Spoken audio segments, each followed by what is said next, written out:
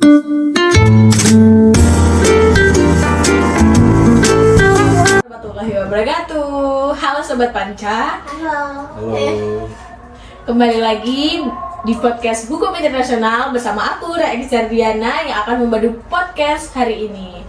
Nah, tema podcast kali ini cukup luar biasa ya, karena kasus ini itu kasus klasik pada tahun 1926 tapi masih sangat kontroversial hingga sekarang.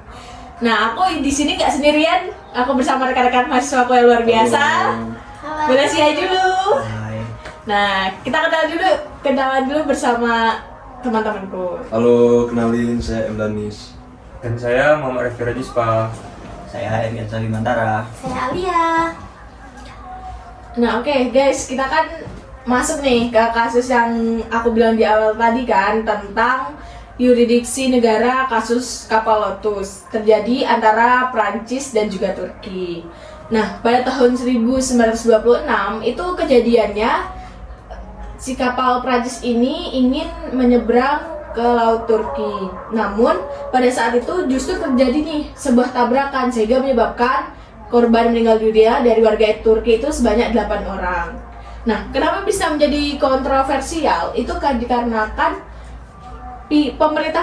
pemerintah Turki itu langsung menghukum si kapten dari kapal laut tersebut. Jadi nggak ada pemberitahuan nih dari Turki tiba-tiba mau langsung menangkap si pewira itu. Itu berarti tanpa ada konfirmasi langsung gitu ya? Berarti Iya. langsung sepihak. Iya, langsung sepihak. Makanya pemerintah Prancis tuh kaget. Nah, bermula itulah awalnya perdebatan besar dan boomnya. Nah, itu tuh yang bikin episode ini bakal terus berlanjut. Nah iya, dikarenakan menurut Perancis itu kan kejadiannya di laut lepas ya kan. Jadi bukan dari wilayah Turki. Nah makanya yang punya wewenang hukum itu Perancis. Nah sebagai bendera negara kapalnya. Tapi pastinya Turki nggak bakal tinggal diam sih. Mereka pasti bakal mikir. Karena korban dari insiden ini kan warga mereka sendiri kan. Jadi nggak mungkin tinggal diam, pasti bakal ngambil tindakan hukum sih. Tapi lucunya ini tuh sampai masuk ke hukum internasional MPCIG. Nah, jadi ini tuh pihak dari Turki mereka menuntut haknya, dan dari pihak Prancis juga saling menuntut. Jadi sama-sama saling menuntut satu sama lain gitu. Kalau bisa dilihat sih kayaknya sama-sama ada salahnya nggak sih? Karena yang dari pihak Turki itu langsung menangkap kan, nggak ada pemberitahuan dari pihak Prancisnya gitu. Wajar aja nggak sih kalau misalnya Wajar pihak sih. Prancisnya tuh marah gitu kan? Nah, kasus ini juga mulanya dari perdebatan besar tentang siapa yang boleh mengadili sesuatu wilayah yang terjadi di nasional, terutama di laut internasional. Jadi PCSG ya yang Iya. memutuskan untuk perkara ini. Ya akhirnya PCIG kan yang mutusin. Akhirnya si pihak Turki itu ya bisa dibilang boleh lah untuk melakukan tindakan hukum ke siapa tadi nama itunya, letnannya, pokoknya dari yang letnan Prancis tadi. Demons. Nah yang letnan Demons tadi, akhirnya kan pihak Turki disahkan untuk melakukan hukuman ke letnan Demons itu. Jadi keputusan di mana si PCIG ini itu memperbolehkan ya bahwasannya negara Turki itu mengadili kapten tersebut karena dilihat dari sisi kemanusiaannya, karena dia telah merenggut 8 orang warga Turki.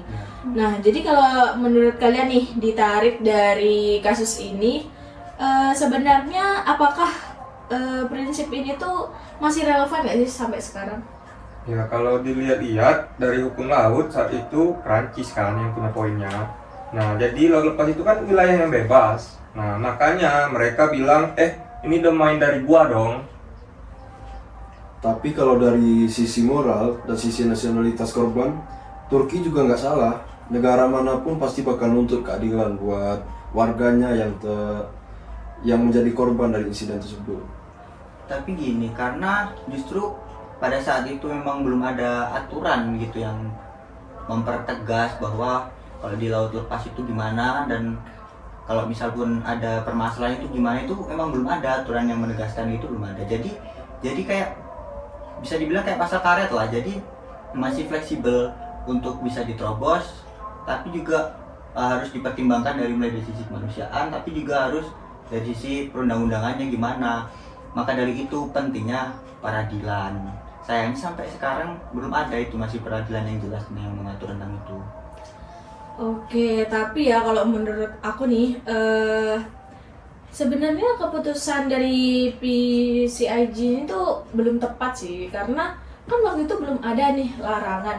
Kan kita nggak bisa nih menilai kalau cuman dari sisi kemanusiaannya aja. Pasti kayak harus ada nih bantuan juga untuk si Perancis ini. Nggak mungkin dong mereka waktu membentuk suatu negara itu nggak punya istilahnya lembaga seperti lembaga bantuan hukum ataupun menteri luar negeri. Pasti harusnya mereka memberitahukan dulu dong. Sebenarnya sama-sama saling melanggar, tidak bisa dong. Tetap harus ada tindakan tegas dari Turkinya. Terus kemudian ada sanksi juga dari si kaptennya. Karena kan waktu itu kapal kan belum tentu secanggih sekarang kan. Kayak misalnya ada alat perekamnya, kemudian ada kamera pengawasnya. Jadi kan kita nggak tahu sebenarnya siapa sih yang benar-benar salah dalam kasus ini. Tapi sebenarnya kita juga nggak bisa sih langsung ngejudge kalau PCIG itu salah atau benar. Kan kita juga nggak tahu keadaan sebenarnya dulu itu kayak gimana. Cuma yang bisa digarisbawahi itu aturan, karena dari dulu sampai sekarang itu memang belum ada aturan yang jelas untuk hal tersebut. Makanya perlunya peradilan yang bisa dibilang harus emang benar-benar paham akan hal tersebut dan peraturan yang emang benar-benar tegas.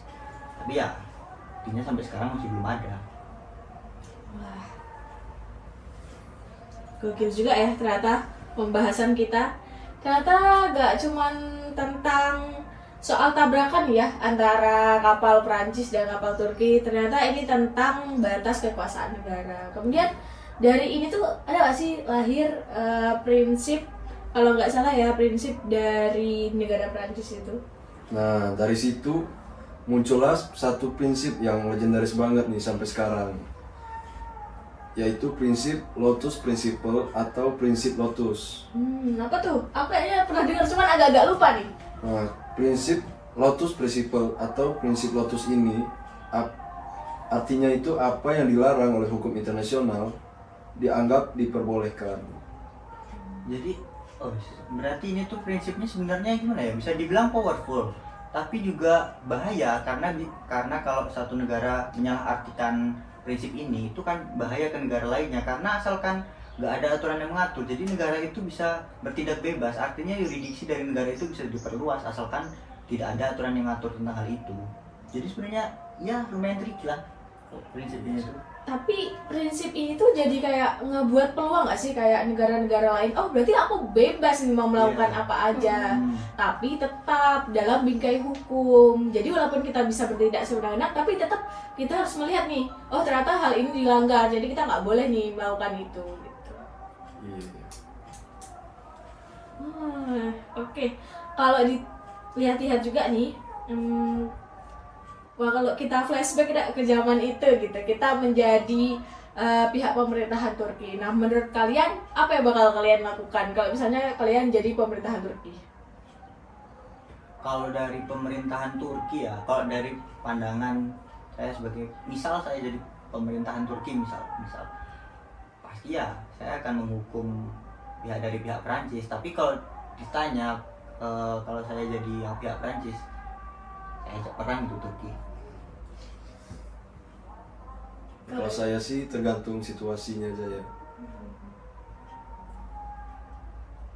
Sama sih, kalau aku jadi pihak Turki, ya mungkin aku bakal ngebela dong masyarakatku, wargaku gitu. Istilahnya wargaku meninggal nih, siapa yang bakal bertanggung jawab akan hal itu gitu kan. Takutnya mereka entah yang meninggal itu menjadi kepala keluarga atau bahkan ya menjadi sumber ekonomi prioritas utama gitu kan. Nah, terakhir ya sebelum kita tutup podcast ini gitu.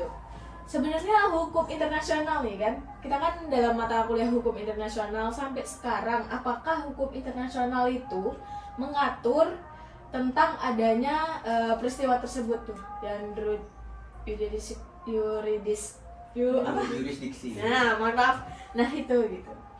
Kalau kita bicara saat internasional saat ini itu emang udah ada yang ngatur, tapi belum ada yang ngatur secara eksplisit, emang secara khusus mengatur akan hal tersebut itu masih belum ada. Jadi ibaratnya masih ada celah-celah untuk dimasukin ke untuk tragedi itu terulang lagi itu masih bisa, karena celah-celah itu pasti ada, apalagi emang belum ada aturan yang ngatur secara tegas. Kira-kira nih,